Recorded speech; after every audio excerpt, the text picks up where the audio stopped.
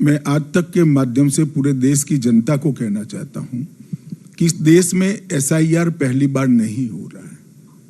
इसकी शुरुआत 53 में हुई थी, तो राहुल जी की दादी के पिताजी के समय भी हुआ था, उनकी दादी के समय भी हुआ, उनके पिताजी के समय में भी हुआ और उनकी माताजी के समय में भी हुआ। शायद राहुल जी को ये सत्य कोई बताता नहीं। एसआईआर है क्या? एसआईआर का मतलब है मतदाता सूची का शुद्धिकरण। जब 10, 12, 15 साल हो जाते हैं तब कई सारे लोगों का मृत्यु हो जाता है। कई सारे लोगों का एक जगह से दूसरी जगह अपने कामकाज की दृष्टि से, नौकरी की दृष्टि से जाना होता है। वो वहां पर भी मतदाता है, यहां पर भी मतदाता है। पहले यहां रहते थे, मानो कि दिल्ली गए, तो वहां पर भी है, यहां पर भी है। तो मतदाता सूची शुद्ध होनी चाहिए या नहीं होनी चाहिए?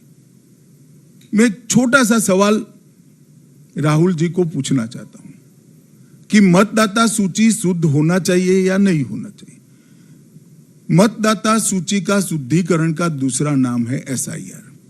अब मैं आपने पूछा नहीं है, मगर उसका भी जवाब दे देता हूं कि वो विरोध क्यों कर रहे हैं। वो विरोध इसलिए कर रहे हैं कि 2003 के बाद इस देश में ढेर सारे विदेशी नागरिक फर्जी तरीके से देश की मतदाता सूची के अंदर अपना नाम ऐड कराने में सफल हुए हैं।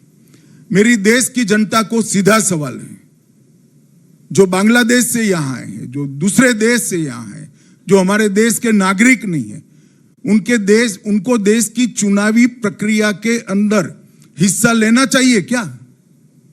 हमारे संविधान ने तय किया है कि मतदाता वही बन सकता है जो इस देश का नागरिक होगा। हमारी कानून ने तय किया है कि मतदाता वही बन सकता है जिसकी आयु 18 साल के ऊपर होगी। तो ये दोनों क्राइटेरिया के आधार पर मतदाता सूची का शुद्धिकरण करने की जिम्मेदारी और फर्ज दोनों चुनाव आयोग का है। मगर पूरी इंडी गठबंधन को की तकलीफ क्या है?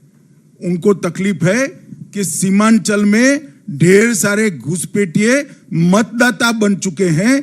आज चुनाव आयोग के शुद्धिकरण से वो